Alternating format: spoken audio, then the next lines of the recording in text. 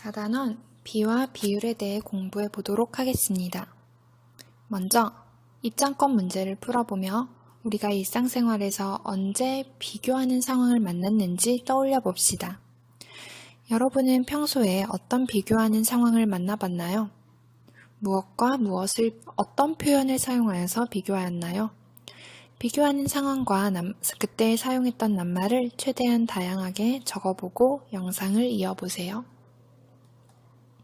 선생님은 이렇게 썼습니다. 비교하는 상황에는 가격, 양과 질을 비교하거나 길이, 높이, 무게를 비교하거나 어떤 정도를 비교하고는 했습니다. 그때 사용했던 낱말로는 무엇이 많다, 적다, 길이가 길고 짧다, 무게가 무겁다, 가볍다, 높이가 높다, 낮다, 넓이가 넓다, 좁다, 가격이 싸다, 비싸다, 속도가 빠르다, 느리다, 날씨가 춥다, 덥다, 무엇을 잘한다, 못한다 와 같이 비교하는 표현을 썼지요. 그러면 수학에서는 어떻게 비교할까요? 수학은 수를 사용하는 학문이니까 우리는 수를 활용하여서 특별히 오늘은 두 수를 비교하는 방법과 그 비교하는 표현인 비에 대해서 알아보려고 합니다. 그럼 먼저 두 가지 비교하는 방법을 찾아보도록 합시다. 가영인의 동아리에는 남학생이 12명, 여학생이 6명 있다고 합니다. 이 12과 6이라는 숫자에 유의하여서 여러분이 수를 비교하는 문장을 4가지 적어보세요. 다 적은 후에 영상을 이어서 봅시다. 선생님은 이렇게 적어보았어요. 남학생이 여학생보다 6명 더 많다. 여학생이 남학생보다 6명 더 적다. 남학생이 여학생보다 2배 있다. 여학생이 남학생보다 2분의 1배 있다. 이런 식으로 적어보았는데 한번 선생님이 적은 것 중에 공통점을 찾아봅시다. 6명 더 많다, 6명 더 적다 라는 방식으로 차이를 비교한 것이 있죠. 이 차이는 우리가 사칙연산인 덧셈, 뺄셈, 곱셈, 나눗셈 중에 어떤 계산을 활용한 걸까요?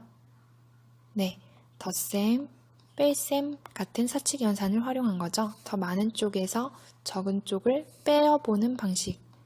이 방식을 우리가 뺄셈 방식이라고 말합니다. 뺄셈 방식으로 비교해서 차이를 적어본 거죠. 그러면 2배 있다, 2분의 1배 있다. 이건 어떤가요? 둘 다 몇 배라는 말을 사용하여서 비교했죠. 사칙연산 중에선 어떤 셈일까요? 곱셈과 나눗셈을 활용한 비교 방법입니다. 이런 비교 방법을 많은 쪽과 적은 쪽을 나누어서 비교한다고 해서 나눗셈 방식 이렇게 표현하곤 하지요. 그러면 두 가지 비교하는 방법을 한번 살펴봅시다. 자, 뺄셈 방식과 나눗셈 방식을 앞에서 살펴보았는데요. 정리하자면 뺄셈 방식은 덧셈, 뺄셈을 활용하여서 비교하는 방식이고 나눗셈 방식은 곱셈, 나눗셈을 사용하여 비교하는 방식입니다. 이런 뺄셈 방식을 우리가 절대적 비교라고도 말하는데요. 예를 들어 나와 동생이 있다고 해봅시다. 내가 13살이고 동생이 10살이라면 동생과 나의 차이는 몇 살일까요? 3살 차이죠. 이것은 있는 그대로 그 차이를 비교하는 방식, 뺄셈으로 비교한 방식입니다. 내가 만약에 10년이 지나서 23살이 되고 동생이 10년이 지나서 20살이 된다고 해도 이 3살 차이는 여전하겠죠. 그럼 나눗셈 방식은 상대적인 비교라는 말을 씁니다. 예를 들어 여러분이 문구점에 가서 1,000원짜리 지우개를 받고 500원짜리 지우개를 받다고 해봅시다. 1,000원짜리 지우개는 500원짜리 지우개의 몇 배일까요? 2배이죠. 이것은 1,000원과 500원을 서로 비교하여서 상대적인 값을 비교한 겁니다. 만약에 여러분이 500원짜리 지우개 2개를 산다고 하면 1,000원을 내야 하고 1,000원짜리 지우개를 2개 똑같이 사면 2,000원을 내죠. 그래도 여전히 이 두 가격 차이는 2배 이렇게 나겠죠. 이런 것을 상대적 비교라고 합니다. 이번에는 나영인의 동아리를 한번 보고 남학생 수와 여학생 수를 두 가지 방법으로 비교해 봅시다. 뺄셈 방법으로 두 문장을 써보고 나눗셈 방법으로 두 문장을 써보세요. 다 쓰고 이어서 영상을 보세요.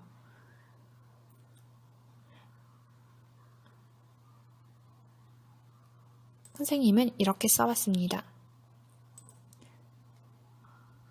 남학생이 여학생보다 8명 더 많다.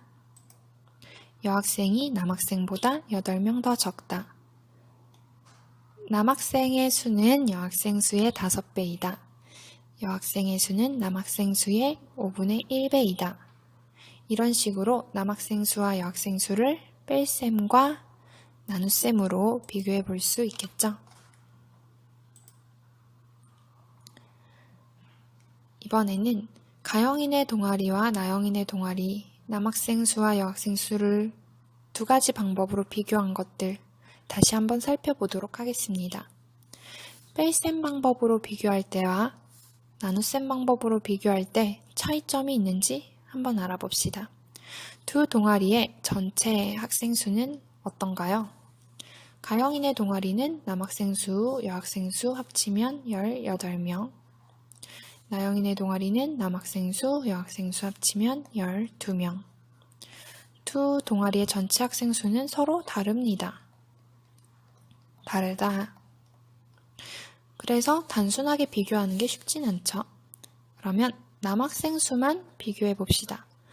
남학생 수만 비교했을 때 가영인에는 12명, 나영인에는 10명. 남학생 수만 비교하면 남학생 수가 더 많은 동아리는 가영인의 동아리입니다. 여학생 수를 기준으로 남학생이 몇 배가 되는지 이건 나눗셈 방식이겠죠? 여학생 수를 기준으로 한다는 건 굉장히 중요한 얘기입니다. 단순히 숫자만 비교하는 것이 아니라 여학생 수를 기준으로 남학생이 몇 배가 되는지 대비해 보자는 얘기이죠.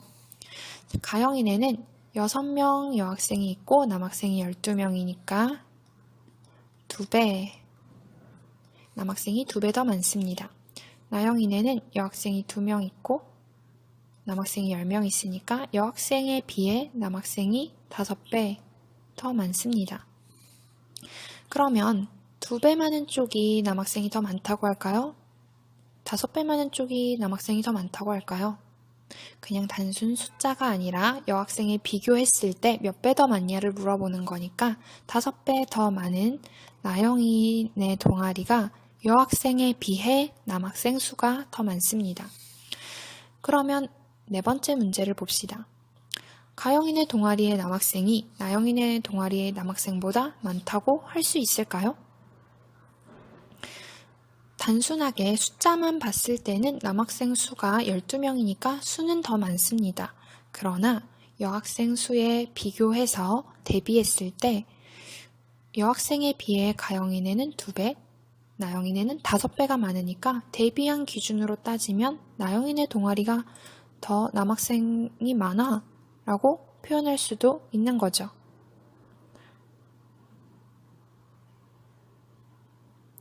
그래서 남학생의 실제 수는 가영인의 동아리가 더 많지만 여학생 수에 대한 남학생의 수는 나영인의 동아리가 더 많아 라고도 말할 수 있습니다.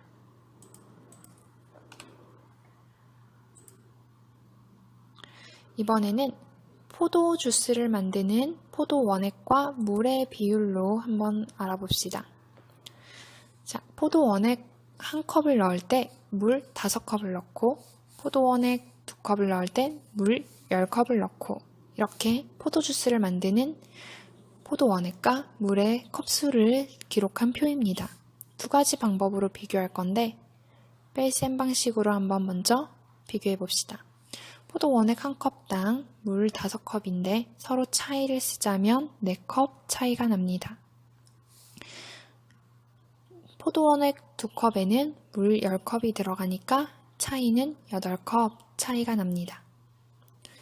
포도 원액 3컵에 물 15컵이니까 차이는 12컵 이렇게 나죠. 점점점. 뺄셈으로 비교했을 때였습니다. 이번에는 나눗셈으로 비교해 봅시다. 포도 원액 한 컵과 물 5컵은 5 나누기 1, 5배 차이가 납니다. 포도 원액 2컵과 물 10컵, 이것도 5배 차이가 나죠. 포도 원액 3컵과 물 15컵, 이것도 3, 5, 15, 5배 차이가 나죠. 점점점점. 그러면 뺄셈으로 비교하는 경우와 나눗셈으로 비교하는 경우 어떤 차이가 날까요? 뺄셈으로 비교할 때는 원액의 컵수와 물의 컵수가 4컵 차이, 8컵 차이, 12컵 차이 이렇게 차이가 계속 변합니다. 즉, 포도 원액과 물컵의 관계가 계속 변하고 있다는 얘기죠.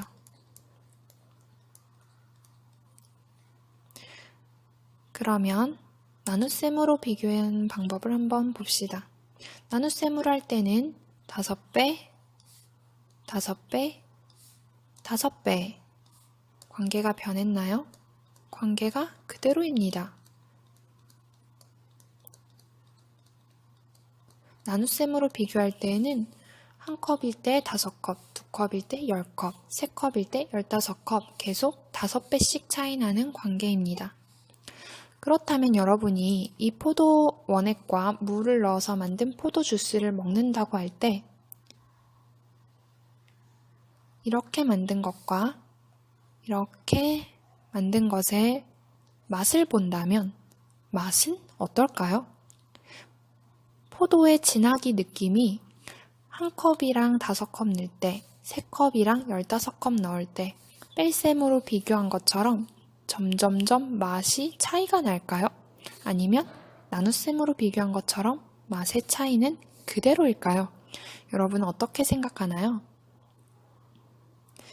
네, 포도 원액을 한 컵당 5컵 넣은 이 5배 차이 관계가 그대로인 것처럼 여기에서 떠먹은 포도 원액 주스나 여기서 떠먹은 포도 주스나 원액과 물의 비가 같기 때문에 맛은 똑같을 겁니다.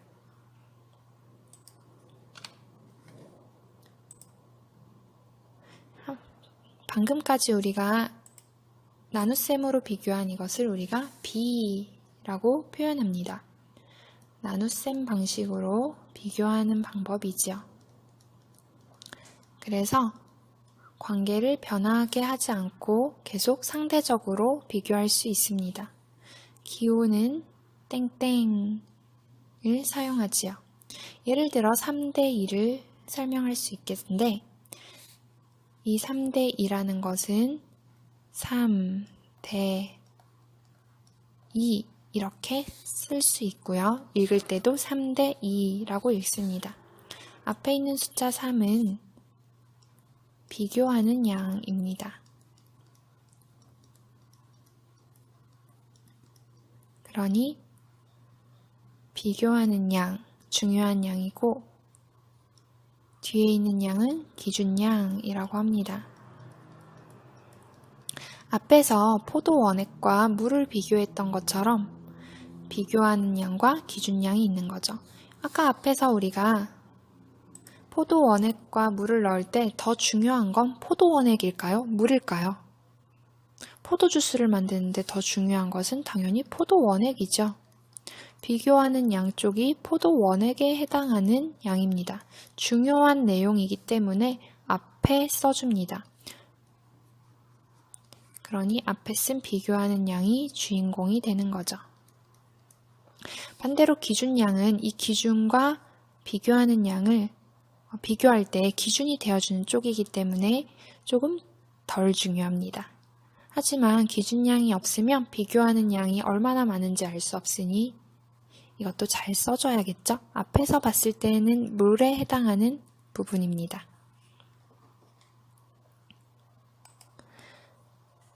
우리가 3대 2를 이렇게도 표현합니다. 3과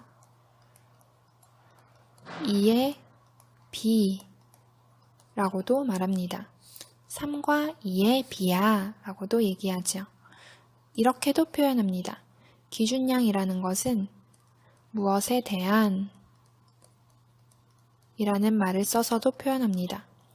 무엇에 대한이라는 말 자체가 기준이야, 이에 대한, 이를 기준으로 하는 거야 라는 말이기 때문에 뭐뭐에 대한이라는 말을 써서 이에 대한 3의 비야 라고도 말하지요. 반대로 3의 2에 대한 비야 라고도 말하기도 합니다.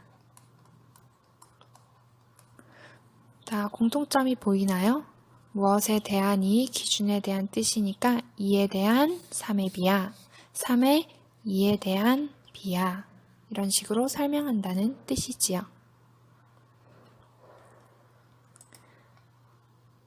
연습 문제를 풀어봅시다. 5에 대한 1의 비 것들을 다 비로 표현하란 뜻이에요. 5에 대한 앞에서 한 것처럼 기준이니까 뒤에 써서 5, 1의 비, 9와 4의 비, 9대 4, 1의 8에 대한 비, 1대 8일까요? 8에 대한이 기준이니까 8, 1대 8 맞죠? 1과 8의 비, 1대 8, 8과 1의 비, 8대 1, 16과 13의 비, 16대 13, 15에 대한 5의 비니까 15가 기준이 뒤로 와서 5대 15, 8의 4에 대한 비, 4에 대한 8의 비니까 8대 4, 10과 11의 비, 2와 5의 비 이렇게 알아볼 수 있죠. 1대 8과 8대 1은 서로 같은 비일까요? 다른 비일까요? 우리가 앞에서 1대 8은 1이 비교하는 양이고 8이 기준양인 B라고 배웠습니다. 8대 1은 8이 비교하는 양이고 1이 기준양이 되겠지요. 이렇게만 보더라도 1대 8과 8대 1에서 비교하는 양은 1, 이쪽은 8 이렇게 다르고 기준양도 8, 여기는 1 이렇게 서로 다른 걸 볼 수 있습니다. 조금 구체적인 예를 생각해 보자면 앞에서 배웠던 포도주스에 포도 원액과 물을 넣는 비를 생각해 볼 수 있습니다. 포도 원액 대 물 이렇게 비교해 보면 1대 8에서는 포도 원액 1컵당 물 8컵 이걸 섞어서 포도주스를 만들면 맛이 조금 싱겁겠죠? 8대 1에서는 포도 원액이 8컵, 물이 1컵 이렇게 섞으면 포도주스의 맛이 어떨까요? 매우 진하겠죠? 이렇게 1대 8과 8대 1의 비는 서로 다릅니다. 자, 우리 주변에서 사용하는 다양한 비를 한번 살펴봅시다. 맛있는 홍초 주스를 만들기 위한 물과 홍초의 비를 알아봅시다. 선생님은 홍초 주스를 만들 때 물 100ml에 홍초를 30ml 넣습니다. 이때 물과 홍초의 비 몇 대 몇이라고 쓸 수 있을까요? 100대 30 이렇게 쓰면 되겠죠?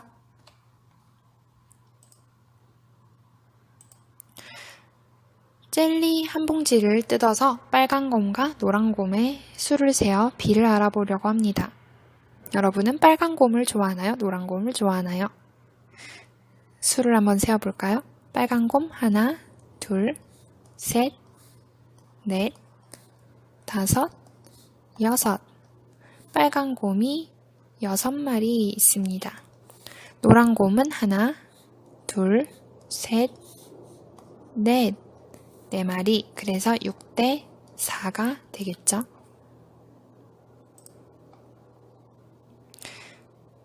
이번에는 자동차를 한번 살펴보려고 합니다. 자동차에도 비가 있을까요? 네, 자동차가 1리터의 휘발유로 이동하는 거리의 비 한번 알아볼 건데요. 여러분 자동차에 타면 이런 계기판이 있습니다. 계기판 중에서 이런 연비 부분을 보면 되는데요. 연비가 곧 기름 1리터로 얼마만큼 갈 수 있는지 나타내는 것이 연비입니다. 여긴 21.7km를 간다고 쓰여 있네요. 자, 연비라고 할 때 기준이 되는 것은 기름입니다. 기름 1리터당 가는 거잖아요. 그래서 기준 1이 뒤에 써주고 그때 가는 거리, 비교하는 양으로 중요한 것은 거리니까 21.7대 1 이렇게 쓰면 됩니다. 여기까지 선생님이 우리 주변에 다양한 비를 한번 써보았는데요. 여기서부터는 여러분이 직접 해보세요. A4 용지 한 장을 꺼내서 가로의 길이를 재어보고 세로의 길이를 재어서 가로의 길이와 세로의 길이 비로 적어보세요.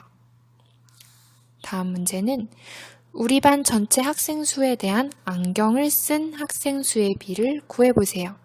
둘 중 어느 것이 기준이 될까요?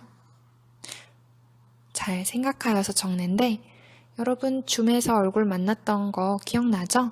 친구들의 얼굴을 떠올리면서 안경을 쓴 학생이 몇 명이었던가 떠올려서 써보고 기억이 나지 않으면 다음날 아침에 우리가 수업할 때 만나잖아요. 그때 얼굴을 보고 안경 쓴 학생 수를 세어서 문제에 답하면 됩니다. 6번, 7번, 8번은 선생님이 다양한 우리 주변의 비를 찾아낸 것처럼 여러분만의 비를 찾아서 적어보세요. 여러분 주변, 우리 주변에 있는 다양한 비를 써보세요. 선생님이 설명하듯 이렇게 쓰고 나서 몇 대 몇 이렇게 표현하면 됩니다. 여기까지 열심히 공부했고요. 다 공부한 친구들은 수학책과 수학 익힘까지 풀어서 오늘 공부를 마무리합시다.